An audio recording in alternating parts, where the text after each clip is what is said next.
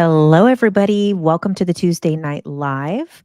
So, we're going to be talking about some interesting experiments today, which is, are they advertising into our dreams? The answer is yes. And we're going to talk about companies like Coors Light, Microsoft, Sony, and Burger King, which have already begun this process. We're also going to talk about some other dream experiments, which are some of the newest things coming up, which is scientists being able to communicate with people while they're dreaming, asking questions, math questions, and the people were getting it right in their dreams. So we're going to pull those up. Also, they've been able to do two people that were dreaming talking to each other. So we'll look at that. But overall, we're also going to just talk about dreams in general. We'll get into that. What are dreams? The scientific version, the spiritual version, the archetypal thing. Is it neuroscience? Is it something? Is it messages from the universe? Is it all of the things? Also, we'll talk a little bit about some dream practices. So, some pre sleeping practices and some waking up practices. And then, as you guys know, I created a dream journal. So we'll look at that as well. We'll look inside and take a look at some of the resources, and we'll get into the importance of dream journaling. So let's begin. Everyone, thank you for being here on this lovely Tuesday night. Thank you. Happy Tuesday Night Live, LOL, at my face on the YouTube thumbnail. I told you, when you see my dumb, cringy face doing the YouTube thing, click on it because that's what got you here. Okay. So, let's talk about this. This is actually extremely disturbing where they are already starting to advertise into our dreams. Now, it's not as straightforward at this time as like psionic waves getting sent to your brain while you're sleeping. So it's actually more towards subliminal advertising, which the FTC has already banned. They've already deemed subliminal advertising to be unethical, which is surprising because we're experiencing it all the time. So let me pull up some of these studies. We'll get right into it. Where are we? Here we go. Okay. So here's some of the studies. Welcome, everybody. So Coors Light, Microsoft, Burger King want in our dreams, and researchers are concerned about it. So the study was on 18 subjects in downtown LA where they were watching a strange video with a soundtrack that and also natural imagery inter per in, interspersed with glimpses of Coors Light cans. The participants were asked to drift off to sleep while listening to an 8-hour soundtrack featuring audio from the video. Coors stated that the goal was science fiction worthy. The company wanted to shape and compel the subconscious into dreaming about beer. Shockingly, 30% of the participants reported that Coors products made an appearance in their dreams. The average person is exposed to 10,000 ads per day. Now, I actually think it's probably a little bit less now because most people are not watching regular TV. But then again, it's evening out, right? Because we are scrolling on social media, and do influencers and things like that count as ads? We're getting them on, YouTube, Instagram, all of these things. You said you dream about Coke all the time, Coca-Cola. I don't want to get banned again on TikTok. I'm already in TikTok jail. Okay. So of course, they're peppered along the billboards. Okay, we already know the extent of that. So let's see. So this is, let me pull this up. TDI? No, I don't have it up.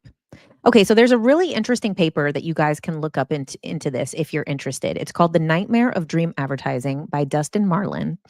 And it goes through the entire in-depth process of all of the studies, why they're unethical, and let's get into this targeted dream incubation thing. Let me see, I have my notes on it in a different tab. Okay. So the targeted dream incubation has emerged as a controversial marketing frontier. Let me check my screen. Bring myself back up to the front here. Hello, everybody. So it was funny. So I posted a video about this dream advertising on TikTok and Instagram, but then I also promoted my dream journal in it. So it was funny. The comments, people were like, well, great. Now I'm going to dream about your journal. I'm like, very Black Mirror, right? It's like I've always connected with that. I mean, I love Black Mirror, but I've always connected with that video of the one of like the where they get like the points and he gets all the points so that the girl can go on the American Idol thing, but then they turn her into a porn star instead. So then he turns into like a conspiracy guy and then he ends up to being the conspiracy person on the TV. I always felt very like so that's what I felt like my me promoting my dream journal in the ad thing. But let's get back into it. What is dream incubation? Okay. Dream targeted dream incubation is basically so it's sensory cues paired with during their waking hours. So while people are awake, they're getting hit with these subliminal things. This can be sounds, sights, scents, anything like it could be emotional. And then they reintroduce those cues as the person is falling asleep. So MIT and Harvard researchers have worked with TDI, targeted dream incubation, but that's actually like it wasn't for advertising originally. It was actually originally for people who had PTSD and things like that. And they would actually use that as a way to kind of reprogram them around some of these things and to do healing. And they also, I think I have another article here that is talking about some of the other ways that they used it, which was for yeah, which was for, PTSD, addictions. They've actually used this targeted dream incubation to help people quit smoking and things like that. So that was the original way that they were using this. But then they started to, of course, try to profit from it. And now, let me pull up some of these statistics. So they did a survey in 2021, the American Marketing Association, I believe, and they surveyed 400 corporations as to if they're going to be doing the targeted dream incubation. 77% said that they will be implementing it by 2025. And here we are. And now I think it's, it sounds like when you hear about it, like, oh, it's not like they're sending waves to your sleep. They're just doing subliminal stuff while you're awake. However, most of us scroll on our phone before bed or watch TV before bed or use some type of device before bed. So it is very easy for them to program us in that onset of sleep state. We are very available to advertisers at that time. So let's get into some of these other statistics here. Okay.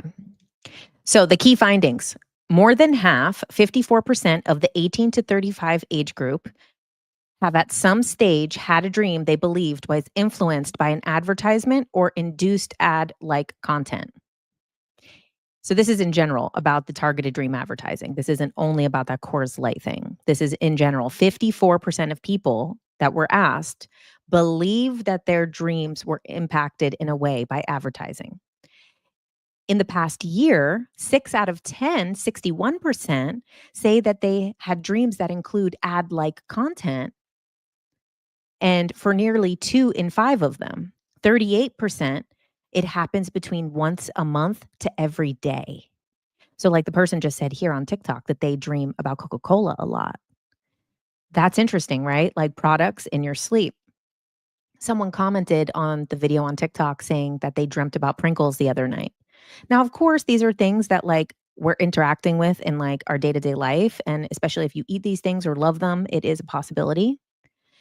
So 2 in 5, 41% say that they think ads are actively infiltrating their dreams. And over the past year, 2/3 of consumers, 66% say that their dreams, whether directly or indirectly, did not convert. In other words, they did not buy the product or service as a result. So that's what's interesting. Um, that many are saying that it's not converting into sales, but this is also really new. And it could become more clever in ways because we also know about marketing tactics, right? So, like, one aspect of marketing is like the subliminal stuff, the messaging, the imagery. But the most effective part of advertising is actually the pain points, right? And this is what you see a lot of times on, like, you'll see, like, coaches on social media do. They're like, "Have you always had this subconscious issue had this issue and it's connected to your subconscious mind? Well, I can help you reprogram that." And this is, like, kind of every single aspect. Like, when it comes to women and all of these things, it's kind of like, "Do you feel ugly? Do you feel fat? Do you feel unworthy?" Well, our product might help you. Probably won't, but why not try and buy it anyway? So, like, this has been the pain point, like, looking, and I mean, I talk about all this stuff in my book, so you guys know my book is coming out in, end of May, early June, and the whole book is about the subliminal advertising that created the modern woman, so I'm not gonna get into all that stuff. We'll, like, touch again very in depth on how that all played out and how these advertising agencies and how Edward Bernays created this whole propaganda, which he retitled propaganda as public relations, and now it's PR. So PR is just a rebrand of propaganda. So, and I'll get into all of that, like, closer to the book coming out, and we'll go through the chapters and, like, go over some of those examples. But we know that actually the number one aspect of advertising is to hit a pain point, to hit, you don't feel good enough, you don't look good enough, you don't feel worthy enough, you feel this, or this. And that's how they get you, because then their product is the solution. So these type of ads are very blatant in their experiments where they're showing the Coors Light can, but we really know how advertising works is on the pain points. So what if they start infiltrating our pain points? And that is where I think this is going to go. Let's go back to these statistics here. Okay. All right. Um, let's see. Didn't convert. 1 in 3 would be willing to pay for a dream ad blocker. Oh, Lord. It all comes back to money, doesn't it? Like, a dream ad blocker. First of all, I know this is a hypothetical survey. That's super fucked up. Like, it's one thing to pay for the ad blocking on YouTube, right? YouTube is a service. Your subconscious mind is not for sale, okay? So that just pisses me off. But more than 2 in 5 would be willing to see ad dreams if it meant that they could get discounts on products and services. It gets worse and worse. This is literally Black Mirror. Like, this is insane. 2 in 5 would be willing to see the dream ads to get the discounts. Okay. I mean, I know. What the hell? Okay, let's get back to some of these. Let me look at my tabs here. Okay. So here's the thing. So, of course, the Coors Light one, they ran the experiment in the 2021 Super Bowl advertising. Um, 1,018 in person, along with thousands of social media users who participated remotely in exchange for a free beer, were instructed to watch a dream, a stimulus film that was paired and curated with an 8-hour soundscape, inducing relaxing, refreshing images, including waterfalls, mountains, and, of course, Coors Light. 30% of the in person participants reported that their dreams were influenced by the advertisement.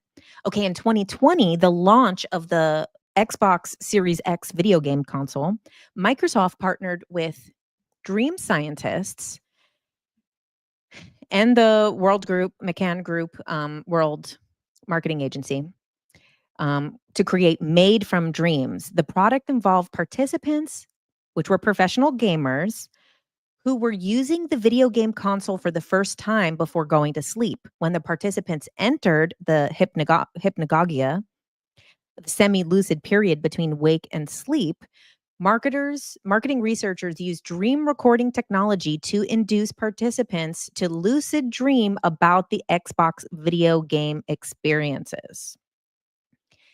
In 2018, a Halloween promotion for Burger King introduced a hamburger called the Nightmare King, featuring fried chicken, beef, bacon, cheese on a green bun. The Burger King claimed that the burger was clinically proven to induce nightmares, and in those who ate it. To prove it, Burger King partnered with a sleep lab to run a clinical trial with 100 participants. After eating the Nightmare King and going to sleep, several Results indicated that participants' nightmares increased by 3.5 times, which Burger King attributed to the unique combination of proteins and cheeses. Okay. Now, this is very disturbing, right? It could be video clips, audio tracks, scents, any types of things like that. And these are just the ones that we know of. Where's the Sony one? Because Sony did it as well. And of course, look, okay, so where are we? Okay, so what's crazy, you said science is still not even is still real even if you don't believe it. I mean, what is real, right? Time isn't real, but we believe it. Like, it doesn't matter whether it's real or not. This is a reflection on what is happening right in front of our eyes. And what is this a reflection of? Right? We're seeing a reflection of the current state of humanity, right?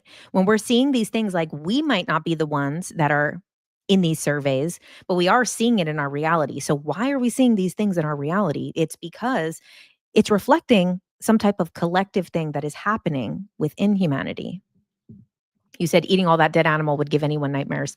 I mean, to each their own. If somebody wants to eat Burger King or any of these things, everybody has the free will to do whatever they'd like. Let me look at the comments over here on YouTube, and then we'll get into some of the other studies. Um, mhm. You're new to this channel. You use AI to try to interpret pictures in your dreams. I love that. What was that stat to what was the stat to keep dreams ad free? Right. I think it said 1 in 3. They are beyond desperate. It has less such a bad taste. Yeah. Altered state programming. Yeah. Okay. Oh, you ordered my dream journal. Okay, we'll talk about my dream journal in a bit because it is very important. Like, this is like, you guys, it's more important than ever to start keeping track of your dreams. I have to start doing it too. And a lot of times, like, I've talked about with my other journals, like my moon book, my tarot book. These are things that I wanted to do, so I created them. I created the moon journal, the moon book, because I wanted that period tracker, moon tracker, organizer. I created the tarot book because I wanted that thing in the back where you can track a whole month of your tarot readings and see what the patterns are. That's why I created that book. And then the dream journal, you could use any notebook you want.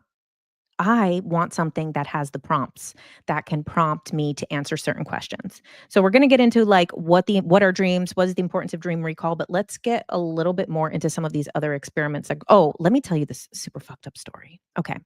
So the whole reason why I got into this dream advertising thing was a couple years ago. Wow. Okay, thanks, Andrew. Fast food makes you fat. Thank you for that. Okay, so, good to see you here. Thanks for the super chat. Okay, so, we have okay, yes, the reason that I sorry, I got distracted by that. A couple years ago, 3 years ago, April of 2022, I got a message, a DM on Instagram from this woman, and I already talked about this on TikTok and Instagram, but I'm gonna repeat it here. She said that her mom is a nurse in real life, and her mom had a dream that she was in the hospital and that she was working, and she was told to administer this medication to a patient. And she said that she had, like, kind of a weird feeling. She'd never heard of the medication. So in the dream, she goes to the database and there's no information about this medication. It's called Astroten. And so she didn't end up giving the person the medication in the dream. She wakes up the next day. She has this word Astroten in her head. Like, what is this? And so she Googles Astroten. It's a UK based advertising agency, but not a regular advertising agency, a behavioral science advertising consulting agency that specializes in doing experiments to find the best marketing outcomes. Let me pull up their site now.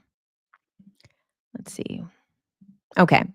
So it's interesting. You see the appliance of behavioral science. Welcome to Astroton. We apply behavioral insights to make businesses and marketing more effective. And they talk about, let's see, like their approach: simple, practical, creative. Okay. Clients, of course, Google, Meta. What's interesting about this, I'm not accusing this company of doing anything, but what's interesting about this is Google and Meta have the greatest power to get us in that state, that TDI state, right? To show us the imagery throughout the day. And then at a certain time at night, they already have a lot of data on us. They know when we stop using the app at the end of the night. So they already know about our bedtime. They know our bedtime behavior because it's all an algorithm that is tracking it. So they would know when you are getting close to that scene, that aspect, the hypnagogic state. They know when you're getting there, so they could start to hit you with certain videos using certain songs.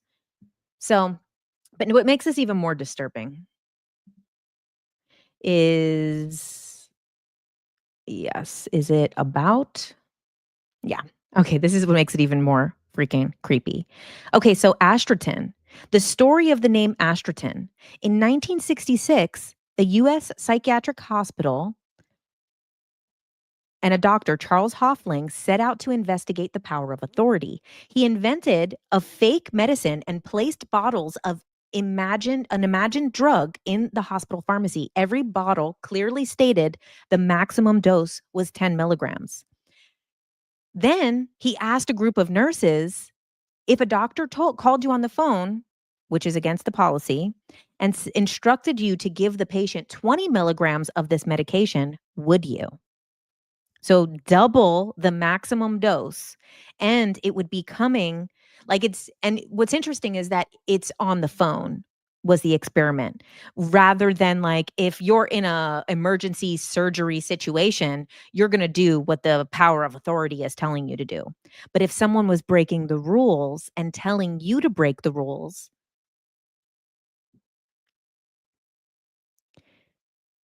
so 94% said no, that they would follow the rules. But among another group of nurses, they tested it in reality. So when they tested it hypothetically, 94% said, no, I wouldn't. No, of course not. But then they did it for real. They actually carried out this experiment on a different group of nurses who didn't know about this hypothetical question. And posing as Dr. Smith, called them up and told them to give the 20 milligrams of dose, the 20 milligram dose. 95% of them did it. When you look it up online, it was 22 nurses, 21 of them administered the dose that was beyond the maximum. And the imaginary drug was named Astrotin. So this is where this gets really creepy, right? Because that's what this girl's mom dreamt of. And at first, when she said this, she reached out to me and she's like, I'm afraid that they're advertising in our dreams. That was in 2022. Little did I know that this dream advertising stuff, these articles had already come out in 2021. Because when I heard her story, I said, wow, it sounds like your mom is actually maybe remote viewing. And maybe your mom is remote viewing that one nurse who didn't do it. And when we talked a little more in depth, she said that her mom always had like kind of prophetic dreams and had like psychic visions, but because of their culture and their religion, she like really suppressed it and was very like uncomfortable with talking about it, but has like shared it within the family. So her mom did have like psychic abilities. However, she never heard of this experiment, never heard of this company. And then it's like this advertising company that uses and they made their whole company based off of this idea of like people would break the rules because of this behavioral science and experiments and stuff. So that's when I started to see these other things recently, which are, let's see. Okay, so here's some of the other things that have come up recently. Let me pull up some of the things that made me start looking to the dream advertising. So there you've probably seen these things popping up where scientists have established two-way lucid dream communication. So some of these things are basically where scientists are able to communicate with people who are dreaming, And then also that two people who are dreaming are able to communicate with each other. So this is like really where a lot of like the scientific stuff is going, which is interesting because we know that like there's the coin of science has both sides of the coin, right? And it's like, yes, science helps because there's a lot of things, medical stuff, information, things like that, that are very helpful to help us understand ourselves, to help us solve problems. But the other side of the coin with science is we know it's very expensive. So we know it needs to be paid for by someone.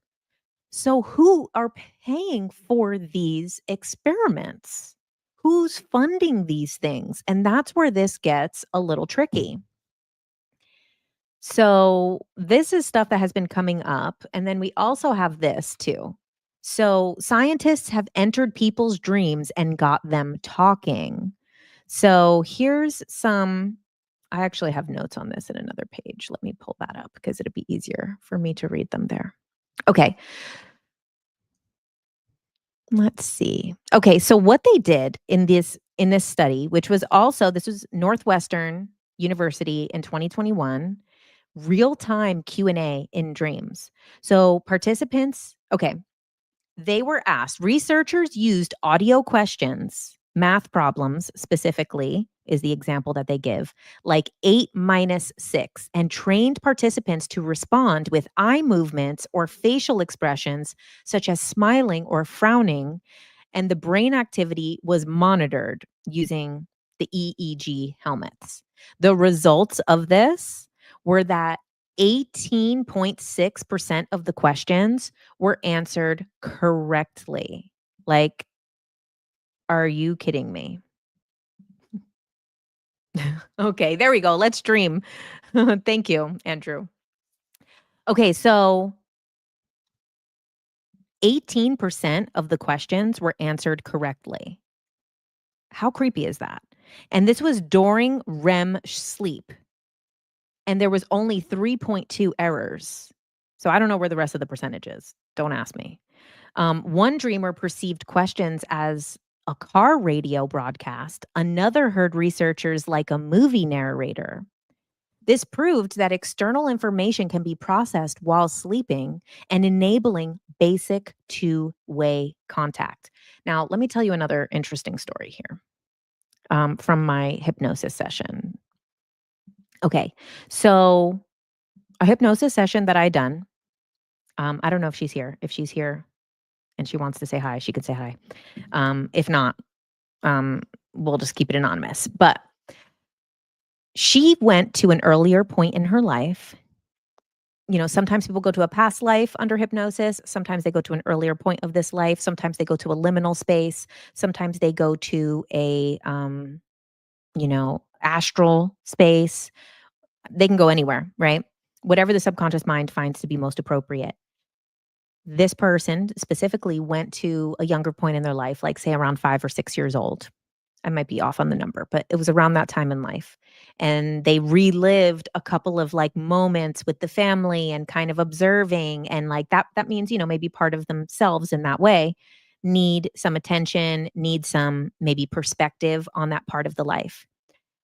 What is so interesting, after the session, she messaged me and was like, "Oh my god, around that age, in that same house, she used to have a dream, and she used to call it like this, like, talking head or whatever, and it was like this giant floating head, and it was asking her questions, and she didn't know, like, and she remembered this dream her whole life. We did the QHHT session digitally, so I was on Zoom, and her eyes were closed, obviously, when she DM'd me, and this was, 40 years ago, she had this dream. And this dream has been burned into her mind for 40 years of like, what was that talking head asking me questions? She DM'd me and said, "Oh my God, I was reflecting on the session, and you," meaning me, Jen, "was the talking head." And she said, obviously, 40 years ago, she didn't know what a Zoom call was. So she didn't understand why I was just floating head. But it was, oh, yes. Is it me? Yes, it is you. Because you were just thinking about this before you started talking about it. Oh my God, Whitney, we're so in sync. And so, like, this floating head was bending time and space 40 years later to be the QHHT session where she's under hypnosis. Yes, you called it the operator dream because an operator was like the frame of reference for someone like asking questions in that way. But like, so it actually went to like folding time to where she actually regressed to that time in her life. And I was asking questions while she was under hypnosis, experiencing that time of her life was the dream that she had at that time. Crazy. So the stuff that can really happen with dreams is incredible. So it's interesting that now they're starting to be able to prove that people can like answer math questions. Okay, so then here's another one. So this is from REM space, REM space from 2024. And this is the first dreamer to dreamer communication. So participants paired in separate locations using a server, sensors, and custom apparatus to transmit messages via unique language during REM sleep. They successfully exchanged words between two lucid dreamers through technical specifics. The technical specifics remain undisclosed. The CEO likened the breakthrough to talking to an astronaut on another planet. That's how he compared this. Okay. So in 2021, there was also a study, a multi lab collaboration. So it was cross verification techniques. So in France, Germany, and the Netherlands and the US, they tested the various methods of this. So they did different versions of this. So in German, they did Morse code, which of course, right? Um, very German. French, they did gentle taps. So they did like stimuli. And across 57 sleep sessions, only 15 achieved lucid communication because there was technical stuff. Okay. Then this is kind of going back to the TDI stuff. So it was originally used for PTSD management.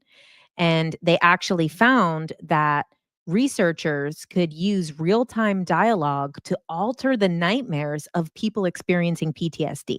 So, the PTSD nightmares could be mitigated by a person doing it in real time, working with them. So that's where this original stuff was used for, was to help people with that. Um, okay, and then there's some other information here, but let's come back. So this is wild. Okay,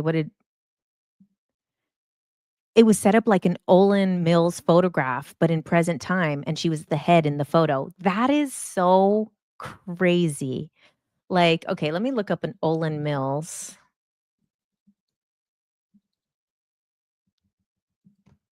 Oh, hold on, you guys. Okay, hold on. This is what it Olin Mill. I was this floating head here.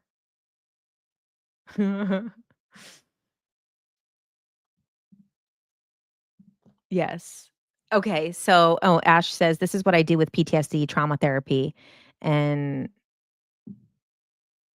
at the end, after processing, you change the ending and unmet needs. Okay, so let's talk a little bit about let's shift gears here and let's get a little more practical. What the fuck are dreams? No, okay. Yeah, but really, what are dreams? Okay, so let's pull that up. Let me change my slides here. Let me change my slides here because I'm gonna pull up my dream journal. Oh, actually, one last thing. Sorry, is it up? Oh god. Okay. Okay, so as you guys know, I came out with a dream journal and I've been wanting to do more recording of my own dreams and things like that. So, as you know, the way that I do my journals is like the first like 30 to 50 pages are like resources and information. And then the rest of the book, like 150 pages or whatever, are the prompts, the exercises, and things like that. And, I've done these. This is my third journal so far. So it's called Lunar Oracle. You can get it on Amazon. It's a guided journal to help with the recall, interpretation, and to develop intuition. Now, you see, very nice. Very nice. I actually put my name on this one for the first time ever. And then let's pull up.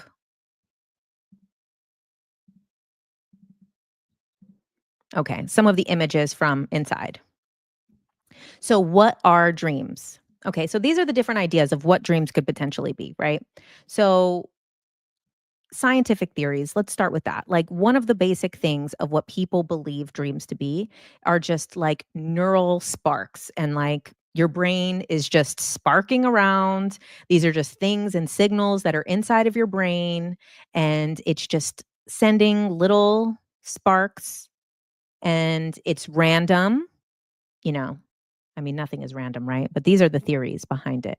So, this is kind of like the basic belief in dreams. Now we're starting to see, obviously, where science is going in a different direction. This is probably now the most commonly accepted explanation of what dreams are. So, I have two of them here, but they're kind of similar. So, one being dreams as an emotional simulation. So, this is like the psychodynamic theory, where people are processing unresolved emotions, past experiences, things that are in their unconscious mind, rehearsing scenarios, interpreting things, uncovering hidden emotions and patterns. This is more like what Freud thought it to be, is these emotional simulations. On the same note, kind of the same thing, but just cognitive theories are more that instead of emotional, it's more thoughts. It's more consolidating memories. So they believe that it's like taking memories and like consolidating them from taking up so much space in the brain. So it's like the brain is working, like cleaning house.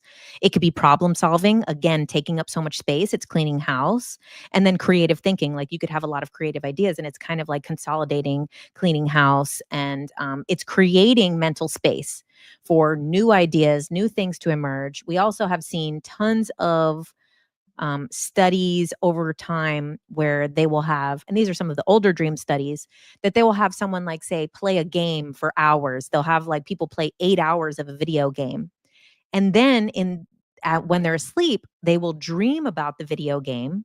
And they notice the people who go into REM sleep and dream about the video game play the game better the next day. And the people who don't dream or don't get into REM or don't dream about the video game don't improve the next day on the game. So we've seen these things be played out scientifically.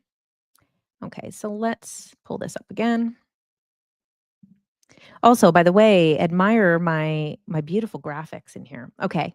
So, one of the other things. Now, this is where we go to like the archetypal aspect of dreams. So, this is more like Carl Jung, and that like dreams are a mirror for humanity, and that these are universal archetypes. So, the shadow, the hero, the wise elder, all of these different archetypes that are in humanity, that this is what dreams are, and that they're actually just playing out a shared consciousness. This is the collective unconscious.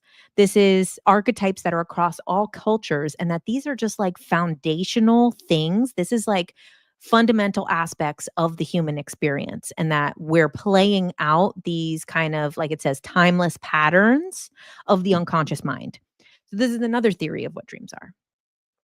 Now, then we get into beyond the subconscious mind. All right. These are the alternative theories of the dream realm. So, some people believe that dreams are alternate realities, other timelines, parallel universes, other versions of ourselves where other things played out, other decisions were made. We also have the concept that this is like dreams are a portal to another realm, and that the dream realm is actually another realm, or you're going to other realms as a portal through dreams. So this could be other dimensions, other places. We know many people when we talk about like Journey of Souls type of stuff or Dolores Cannon's work, again and again, they talk about how people like are working in the spirit realm while they're sleeping, and that sometimes your dreams are just like implanted because your soul is actually doing something while you're asleep. And then we have the concept that these are messages from beyond, that these are communication. This is communication with spirit. Is this communication from the universe? Is this from our ancestors? Is this from guides? Is this our higher self? So there's many different interpretations of what dreams are. Personally, I believe it's a combination of all 7 of those. I think it's all of them at different times, different things, because we're very complex. I don't believe that there is just one answer to things, you know? So I think that it depends. Where can you get access to the PDF? So the PDF is not available, but the journal itself is available on Amazon, and you can get it printed. So um, I'll walk you through it a little bit. Okay, so we have like our table of contents. So we're going to go through the types of dreams, dreams around the world. So we have dreams in indigenous cultures, ancient Greek and ancient Egypt dream lore, dreams in Africa, Asia, pre-Christian Europe. Those are really interesting. There's some tips for lucid dreaming.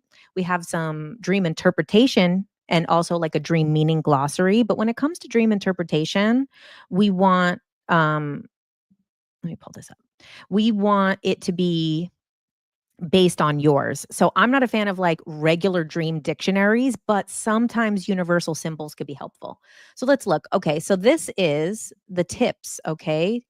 Tips and tricks for dreaming. So dreaming actually starts the night before you go to sleep. Okay, before you go to sleep, and I have this here written as a nightly invocation to open the gateway. But really what it is setting an intention before you go to sleep to make sure that you're going to dream. So there's many different people who say different things of this. I put, tonight I will remember my dreams and I will remember the messages gifted to me. And this affirmation before going to sleep is going to help you to actually be able to, you're setting the intention, I'm going to dream, and you're setting the intention that I'm going to remember it. And also that I'm getting messages and gifts, which is why I liked to pick this one. Like, it's not just about dreaming and remembering it, it's about knowing that there's gifts going to be there. So then we have the morning stillness. And the thing that's important is when you wake up to remain still and you're between realms, right? Once you start moving and your physical body starts moving, then you're here, you're in the physical, you're in 3D. So if you stay still, you can kind of be in a little bit in both. And then the dream keeping practices. So, one of the other things that you can do before sleeping or setting the intention to, and I mean, this is important. Now they're going to be advertising in our dreams and wanting to pay for freaking dream ads eventually and like getting discounts in your dreams. Like, this is bullshit. So, it's like, I mean, I want to start being more in control of my dreams. And like what I've talked to you guys about many times before, I barely dreamed for over 20 years because I smoked so much weed.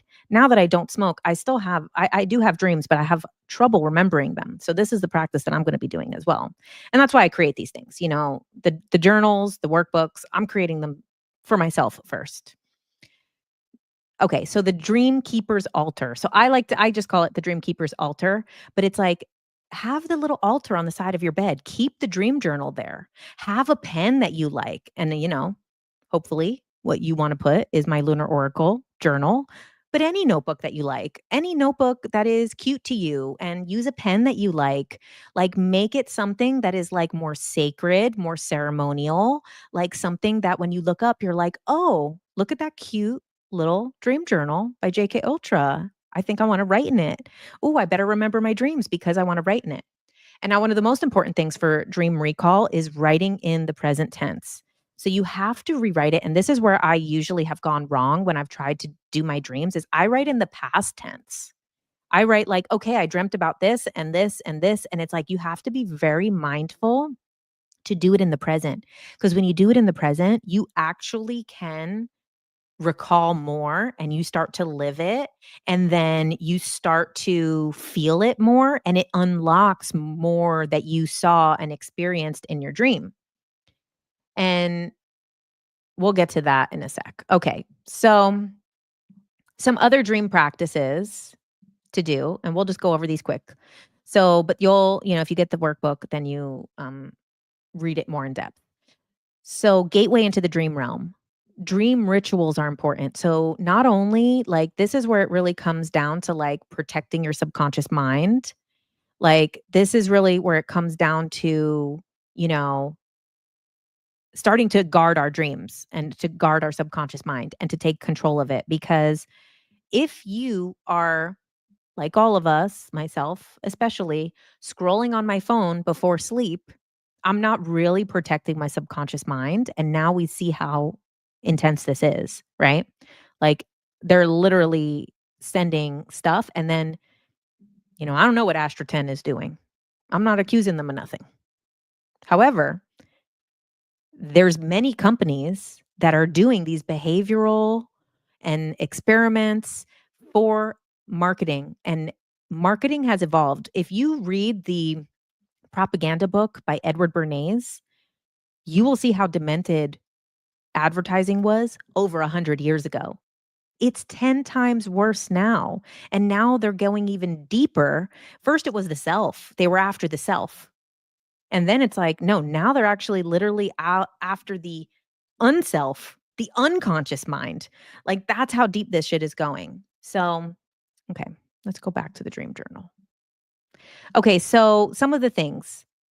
Aligning your rhythm. Okay, so setting a bedtime, dimming the lights out 2 hours before sleep, setting up your sleep sanctuary. So maybe that means blackout curtains. Maybe it means keeping your room at a certain temperature because they have done studies that blackout curtains, since I've been closing mine, I was not a person to close them. Since I've been closing mine, I'm dreaming so intensely, but I'm still forgetting them. They also showed that people between 60 and 67 degrees have the best dreams or are more likely to dream. Create a technology boundary. So either that means no technology after a certain time or you got to get your blue light glasses.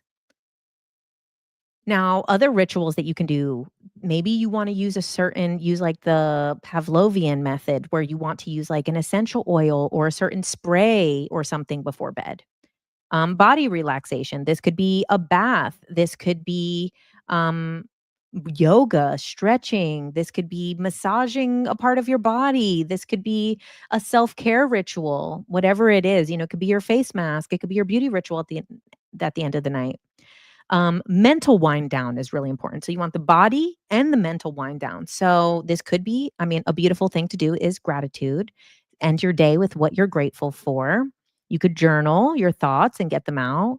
Reading a book is a nice way to, not scroll on your phone at night.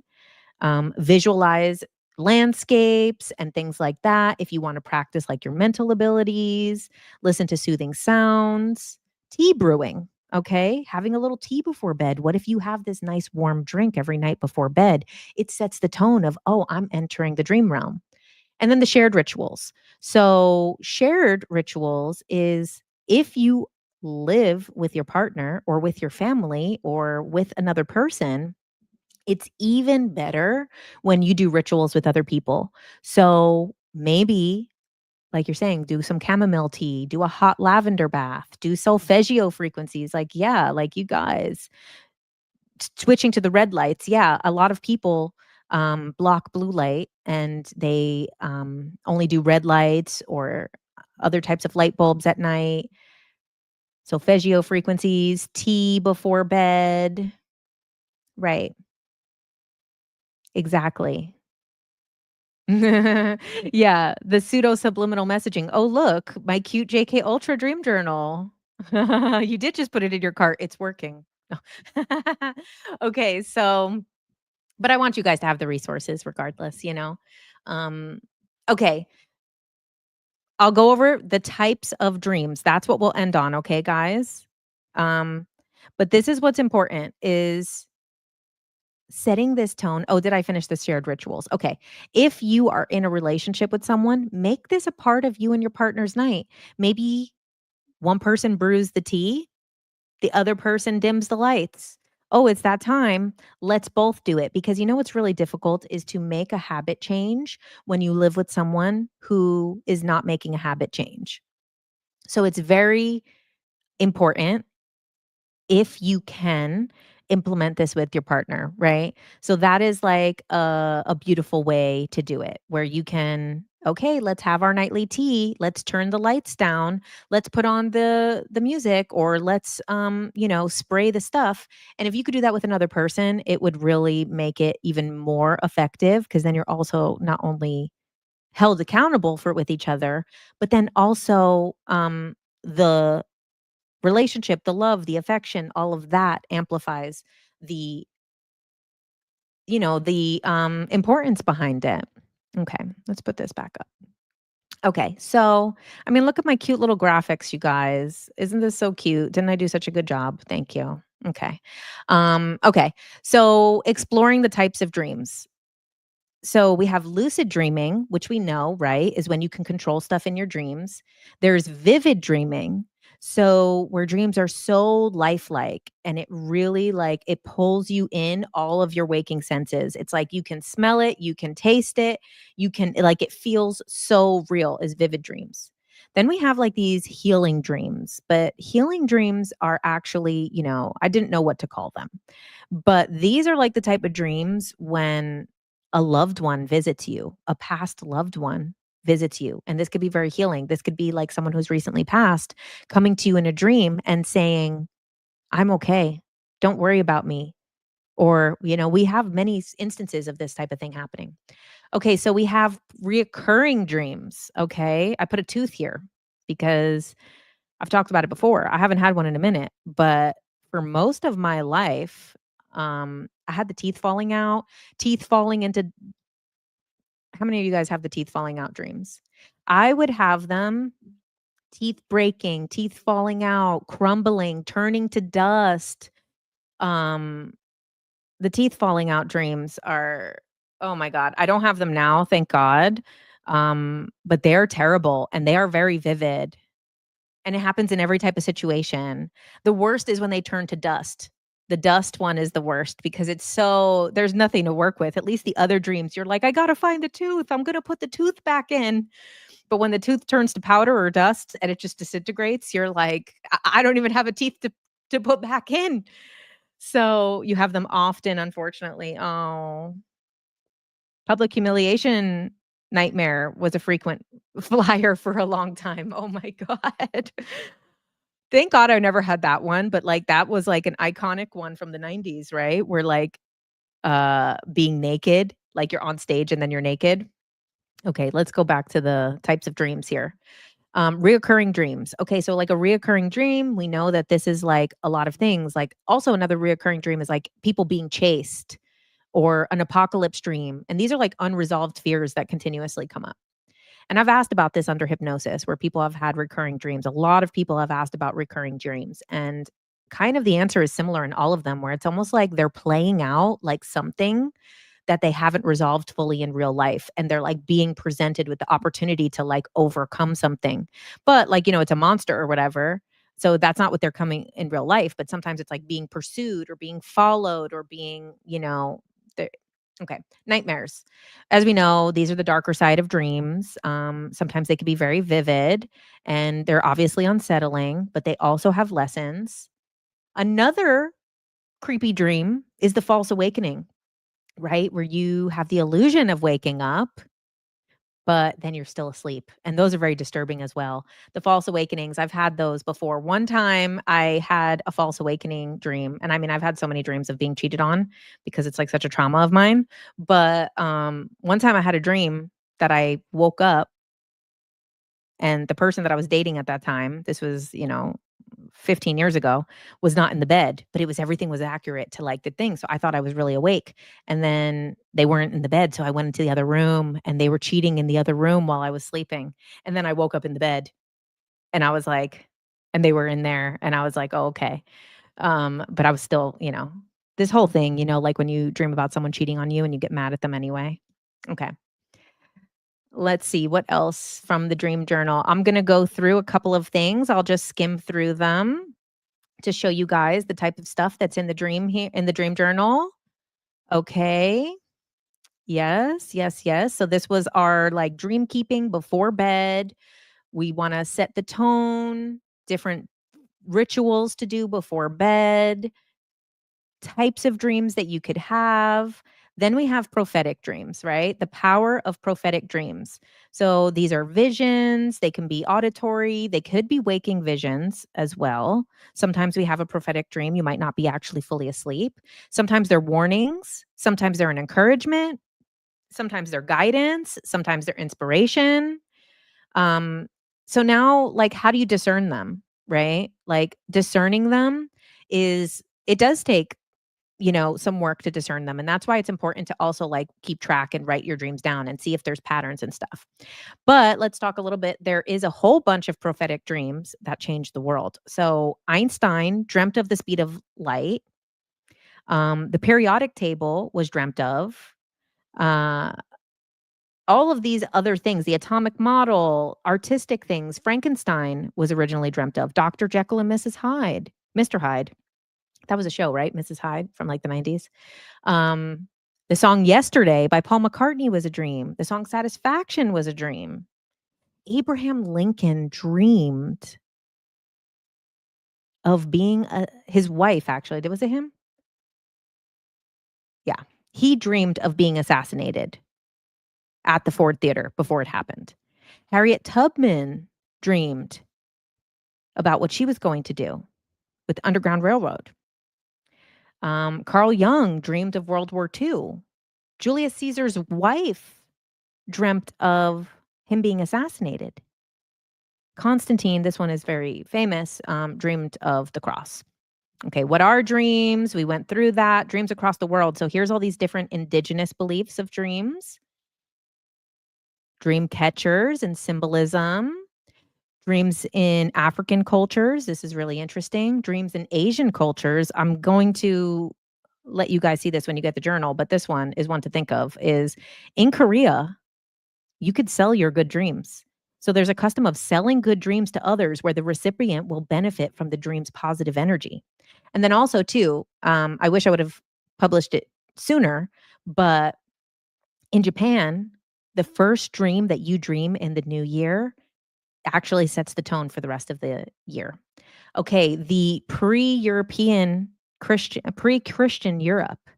Okay, and this is super cool. There's like the Druid stuff, Norse, all of these cool pagan stuff, Germanic stuff. Like there's a lot of really cool deities and things like that. Then we have ancient Greece, ancient Egypt, lucid dreaming, tips for lucid dreaming, dream interpretation. So like the most important thing with dream interpretation is your personal associations. Like I think that's above all. So you want to see like what is this connected to in my life? What do I feel about this thing? It's probably the thing that I feel about this versus the thing that is actually in the dream. And we get more into that. But then I still do a little glossary of kind of general symbolism and things like, scenarios, crying, death, sexual dreams, which I know all of you guys have, money dreams, illness, adventure dreams, dreams that have violence, dreams that have accidents, running out of time dreams, pregnancy dreams, being chased, teeth falling out, past loved ones, cheating dreams.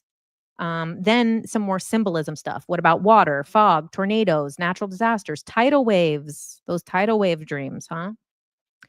Buildings, houses. So a lot of times the concept that like if you're dreaming of a building or a house or a thing, it is actually you.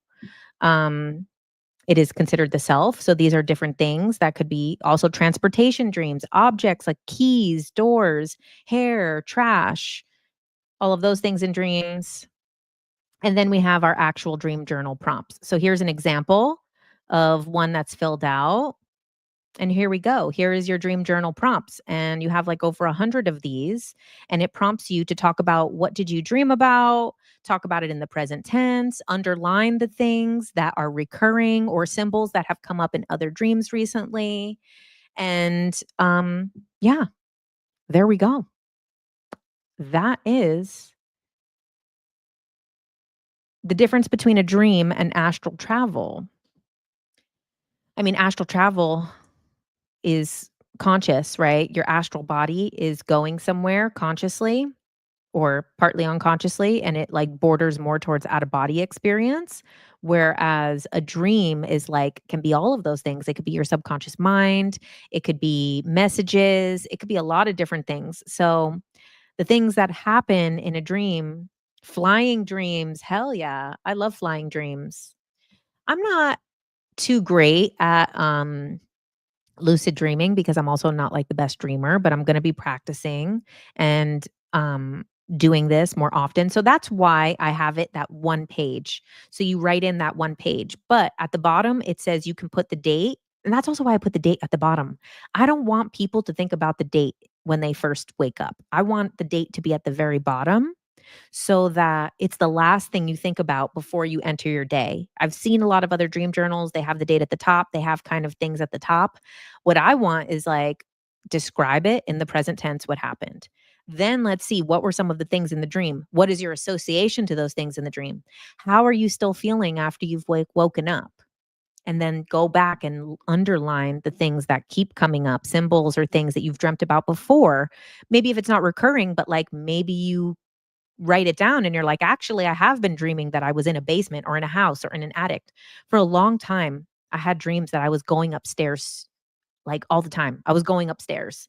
It didn't matter where I was going upstairs. So then that was something that, like, if I would have been dream journaling at that time, it was all these different places, it was different houses, different businesses, different locations. But I was always then at some point going upstairs. And, that could be like an ascension thing, or that could be like reaching another, maybe not like spiritual ascension, but like an ascension of um, your mind. Maybe you're going to like a higher level of something, or you're going to a next stage in life. And that's why I have the dream glossary in there of meanings. But also, it's like, what does it mean to you? What did you interpret it as?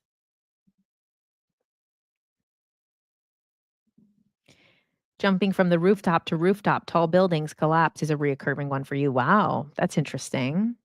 You're always being chased in your dreams. So it's nice to finally be the one doing the chasing. Oh, wow. The worst is when you can't run in a dream. Oh my God, isn't it so embarrassing when you like are trying to run and you're like, your legs like won't work and you're like running into the ground? Or, like you get mad and you wanna like punch someone in a dream, and then you like give like the worst, softest punch ever. It's so embarrassing. You said you're always going downward in a continual complexing, unfinishing basement. Wow. So I feel like that could be like going deeper into the self. You have reoccurring dreams of tornadoes when really stressed out. Interesting. I've had the tornado dream. And then that's what I'll end on. So, and it was a false awakening. So in 2014, I believe it was December of 2014, I was having a dream that I was on a rooftop in downtown LA with my friend Nora. And Nora's from Lebanon. And we were at this rooftop in our bathing suits, in bikinis. This was over 10 years ago. And we were like having our little party life on a pool rooftop. And then we look over and there's literally a tornado blasting through downtown LA straight for us. And what are you going to do? Not only is there a tornado coming and you're on a roof, you're in a bikini. What are you going to do? So I don't know what to do. I jump in the water. I don't know why my instinct is I'm going to jump in the water as this tornado comes and go underneath the water. So the tornado comes, cracks the whole building, cracks the pool. I start falling through the building and I'm falling like in slow motion. And then I wake up in my room and I'm like, oh my God, that was so scary. Thank God it was a dream because it felt very real. I get up, I walk to the window. The tornado is coming straight for me again, just like Dorothy in Wizard of Oz. This tornado is coming straight for me. And so I'm like, again, naked. I was sleeping naked, I guess. And I was like, oh my God. Oh shit. So I like run to the closet and put on sweatpants and a sweatshirt. And then I put on sneakers and I don't know where to go because it's coming right towards me. So I go in the bathtub. There's no water in the bathtub, but I go in the bathtub because, whatever. This is my quickest instinct. And the tornado hits and I fall through the bathtub and the building crack, and I'm slow falling through the building again. And then I wake up for real this time. It's sunny out. I'm still naked. And everything is like the same. It's just sunny versus that day. It was more, both of those other days were not that sunny. And so I open my eyes, and like the first thing I do is I like run over to the window. Everything's fine. Everything's normal. Everything's sunny. And I was like, oh my God, that was terrifying. And then I look at the news, and there was a real fucking tornado in LA that went through South Central and didn't make its way to downtown LA. And I was living in Hollywood at that time, so it would have gone through downtown and then come to Hollywood. And I literally was like, was that another alternate timeline? Did I wake up in multiple timelines? Because my friend Nora happened to be in Lebanon. She was in LA, and a couple days earlier, she flew to Lebanon to see her family for the Christmas break, holiday break that she was having with school. So she happened to be there, and I was like, if she would have stayed, there was probably maybe a timeline that she didn't go back home to Lebanon for the holidays. And then was that another timeline? And then me waking up, was that another timeline? And then I woke up in like my safest timeline. Wow, thank you again, Andrew. You have all your teeth, but they are terrifying. Okay. Thank you for all of your super chats today. Um, nice to see you here again. Jen, were you dreaming about cracking open the matrix in deja vu matrix style? I know it was. Who needs clothing in a dream anyway? Right. I know. I mean, nakedness in a dream, that means something for sure.